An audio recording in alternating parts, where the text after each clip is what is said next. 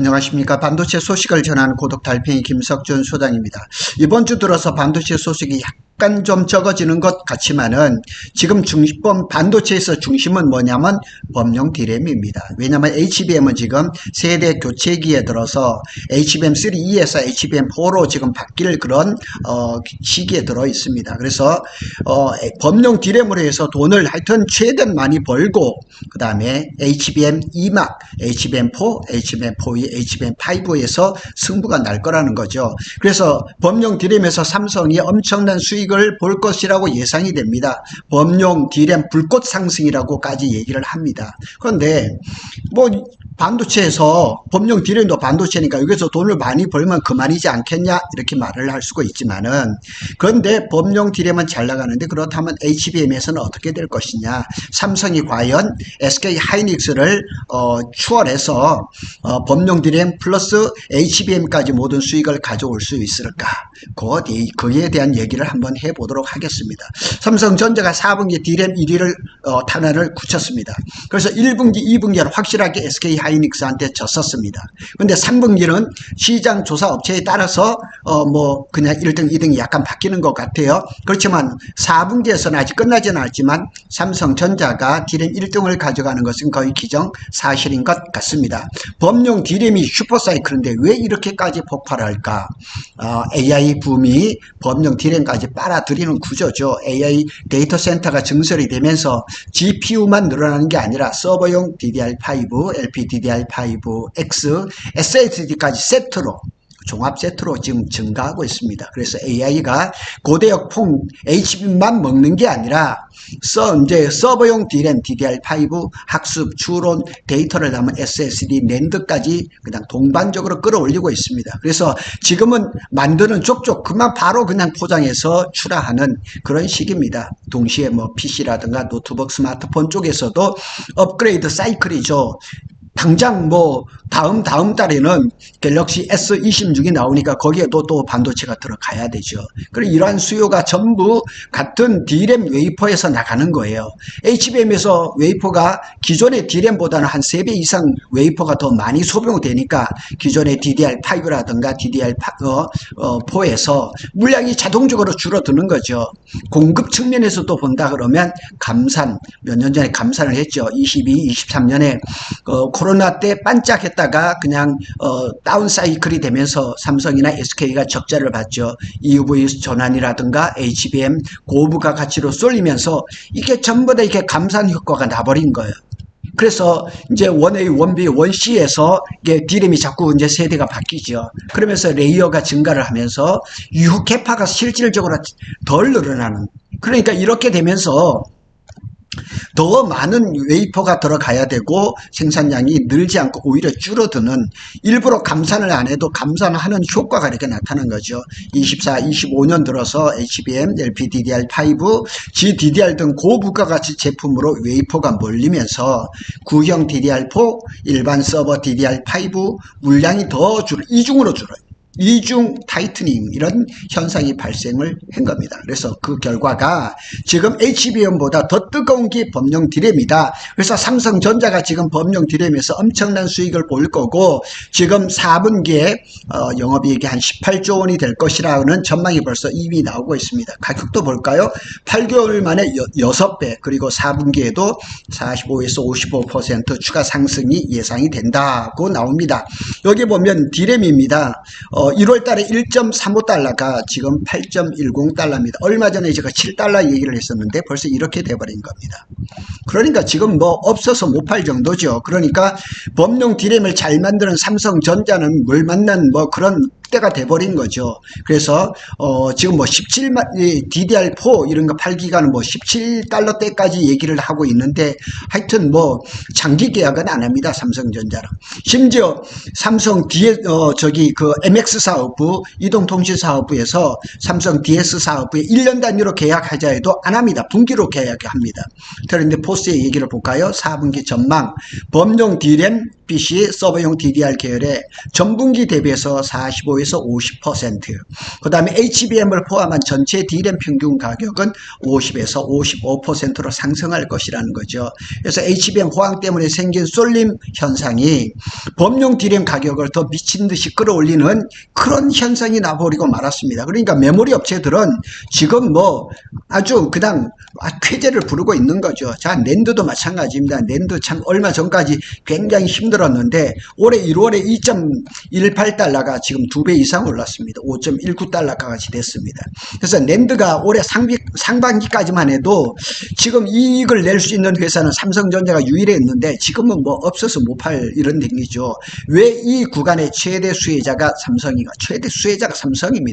트렌드 포스 기준으로 따지면 D램이 이제 SK 하이닉스가 33.2, 삼성이 32.6, 마이크론이 25.7, 마이크론이 점유율이 굉장히 큽니다. 3분기에 이랬는데 4분기에는 달라지는 거예요.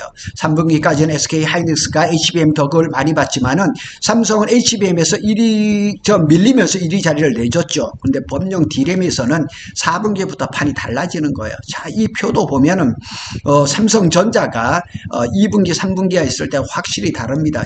점유율도 굉장히 많이 늘어나고 있습니다. 삼성전자는 D램 총 캐파가 3사, 그러니까 삼성, SK, 마이크론 최대 제품 믹스에서 범용 서버, 모바일 D램 비중이 상대적으로 높습니다. SK 하이닉스는 HBM 비중이 높습니다. 그래서 HBM3, HBM4 라인에 캐파를 계속 몰아주고 있죠. 그래서 상대적으로 범용 여기는 조금 여유가 적습니다. 그리고 마이크론도 이제 뭐 크루셜 그 소비자 메모리 이것도 지금 다 정리를 했습니다. 더 이상 안 한다는 거죠. 그래서 엔터프라이즈 그 다음에 HBM 데이터 센터 쪽으로 리소스를 돌리는 중입니다. 그러니까 메모리 3사가 지금 돈 되는 쪽으로 일단은 돈을 최대한 속된 말로 이렇게 빨아 당기고 그 다음에 또 HBM에 재투자하는 그런 전략을 쓰는 것 같습니다. 범용 D램 가격이 50%가 올라갈 것이다 하고 나왔을 때 그 가격으로 팔 수 있는 물량이 제일 많은 회사가 삼성입니다. 그러니까 지금 뭐 가격은 올라가는데 재고는 없으니까 가장 큰 물량을 생산하는 삼성이 최고죠. 이렇게 본다 그러면 삼성이 평택 캠퍼스 P4, P5를 뭐 슬로우 다운, 셧다운 했던 것이 뼈아픈 실수죠. 숫자로 보는 삼성의 레버리지를 한번 보겠습니다. 4분기 삼성이 전체 영업이익을 18조 원 이상으로 예상을 합니다. 그 중에서 DS 반도체 부분만 15조 수준으로 전망을 하고 있습니다. 그래서 D램만 놓고 본다면 한 리포트에서 영업이익률이 50%, 또 53%까지 언급을 하고 있습니다. 지난번에 3분기에 SK 하이닉스가 47%의 영업이익을 기록했는데 삼성이 이거 범용 D램만 잘 팔아서 53, 대단한 겁니다. 여기에 낸드까지 4분기에도 낸드도 20에서 25% 상승을 전망을 하고 있습니다.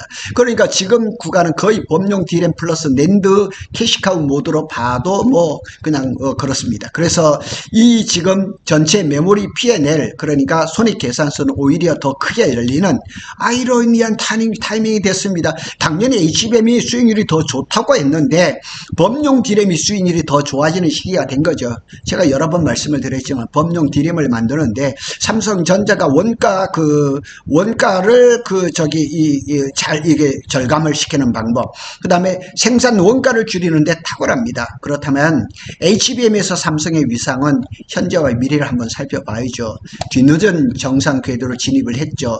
HBM3 12단이 최근에야 이제 1년 반 정도 지연됐다고 했는데 참 이렇습니다. 올 가을에서야 테스트 통과를 했고 양산 준비가 완료됐고 뭐 이제 납품을 하고 있다. 또 구글에도 납품을 한다. 뭐 이런 얘기가 나오는데 전체적으로 봐서는 물량이 상당히 적습니다. HBM4는 삼성은 원시 D램을 이용해서 HBM4에 이제 도입을 완료했고 개발 완료하고 샘플 출하도 했습니다. 엔비디아 등 주요 고객사가 평가 진행 중이라는 보도도 계속 나왔습니다. 그리고 최근에 HBM4를 구글에 코어를 통과를 해서 납품할 것이라는 좋은 소식도 왔습니다. 그래서 지연됐지만 정상 궤도에 겨우 올라탔다 이렇게 보는 것이 맞습니다.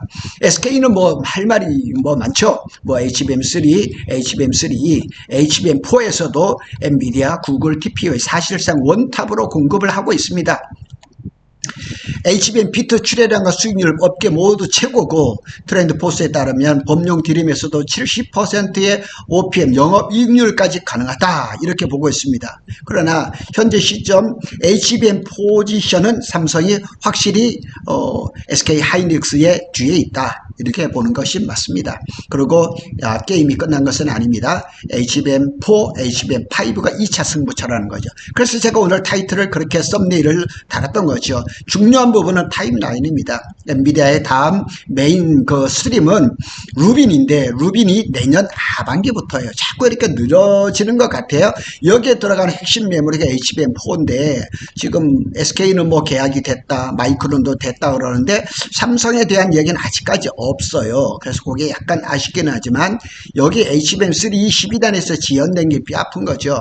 손해를 본 건 사실이지만 HBM4를 원C로 지금 하면서 또 파운드리 또 산안으로 하면서 패키징까지 통합 뭐 수직 계열화 이렇게 갈 수 한 이런 것들이 있기 때문에 조금 기대를 해볼 수가 있습니다. HBM3 세대의 스코어는 뭐 SK 하이닉스가 뭐 이겼지만 압도적으로 이겼지만 AI 메모리 패권은 HBM4, HBM5 세대에서 한번 다시 또 승부가 날 것으로 보입니다. 그 사이에 범용 디램을 팔아 가지고 많은 그 시드머니를 준비를 해야죠. 그리고 이제 그 삼성이 그 범용 디램을 잘하지만 이 HBM 쪽에서 약간의 불안한 것들이 보여요. 이 범용 디램에서는 걱정할 게 하나도 없습니다. 그런데 이 HBM 쪽에서는 이 영원한 2선이 되면 곤란하죠. 어느 시점에는 치고 올라가서 삼성, SK 하이닉스를 꺾어야 되는데 이게 지금 과연 될 것인가. AI 인프라에서 전략적 중요도가 가장 높은 메모리는 여전히 HBM입니다. 그래서 28년도쯤에는 SK가 40, 삼성이 마이크론이 30, 삼성이 20, 하여튼 여러 가지 전망들이 있습니다. 내년에 뭐 삼성이 30%대를 점유율을 가져갈 것이라는 얘기도 있는데 부정적으로 보는 것들도 가끔 나옵니다. 삼성은 캐시카우 는 크지만 AI 메모리의 기술 리더십은 한 발짝 뒤에라는 것은 지금은 뭐 평가를 피하기 어렵습니다. 그리고 이제 엔비디아, AMD, 구글, 마이크로소프트 등 이 AI 로드맵이 깊이 들어갈 수 있도록 갈수록 이제 또 이렇게 뭐 전력이라든가 열이라든가 신뢰성 이런 데서 이 영향력을 SK 하이닉스가 줄이면서 얼마나 따라잡을 것인가. 그래서 지금은 캐시카우 재투자 모드로 보는 게 맞습니다. 캐시카우는 어디냐? 범용 디램이죠. 수익성. 이게 캐시카우고 HBM4 이후에는 기술 전략적인 게임에 들어가는 거죠. 그러니까 범용 디램에서 벌어서 HBM4 이후에 이렇게 투자를 하는 그런 형태가 될 것입니다. 그리고 삼성 입장에서는 HBM 파운드리 패키징, HBF까지 동시에 투자할 수 있는 탄약을 쌓는 실탄을 쌓는 그런 기간이다. 이렇게 보시면 되겠습니다. 그래서 앞으로 어떻게 봐야 할까? 이제 이렇게 두 축으로 정리를 한다면 단기적으로 1, 2년 안에는 HBM이 판을 흔들었지만 범용 디램이 돈을 더 법니다. 그리고 그 범용 디램의 최종 승자는 삼성이라는 거죠. 범용 디램 가격이 8개월 만에 6배, 4분기에도 추가로 45에서 50%가 상승을 하니까 삼성은 가장 큰 계파 범용 비중이 높아서 수익성, 영업이익 절대 규모에서 최대 수혜를 볼 것이다. 그러니까 내년 아마 한 2주 정도 되면은 삼성이 잠정 실적이 나올 건데 수익률이 기대가 됩니다. 마이크론은 소비자 메모리 철수, SK 하이닉스는 HBM에 묶여 있어서 범용 슈퍼사이클을 삼성만큼은 먹지는 못합니다. 아이러니하죠. 기술이 조금 뒤졌는데 오히려 그것이 돈 버는 기회가 됐으니까요. 중기적으로 3에서 5년을 내다본다면 HBM4에서 HBM5는 진짜 패권 승부죠. 이때까지 삼성이 HBM의 기술력을 끌어들여서 SK 하이닉스와 격차를 얼마나 줄이냐가 관건입니다. HBM3 2세대는 이미 SK가 뭐 절대적으로 승부가 났고 삼성은 1, 2년도 늦게 정상 궤도에 들어갔지만 HBM4부터는 공정 아키텍처 패키징이 새로 리셋되는 구간이라서 뒤집을 수 있는 마지막 기회가 온 겁니다. 그래서 지금 범용 디램 슈퍼사이클은 그 HBM 재도작을 위한 자금과 시간을 벌어주는 역할을 할 것이다. 이렇게 결론을 지어볼 수가 있겠습니다. 하여튼 우리가 삼성전자를 걱정하는 그런 시대는 내년이나 후년 지나서 없었으면 좋겠다 하는 그런 생각이 듭니다. 구독 달팽이는 삼성전자와 SK하이닉스의 반도체 소식을 빠르게 전해드리고 있습니다. 감사합니다.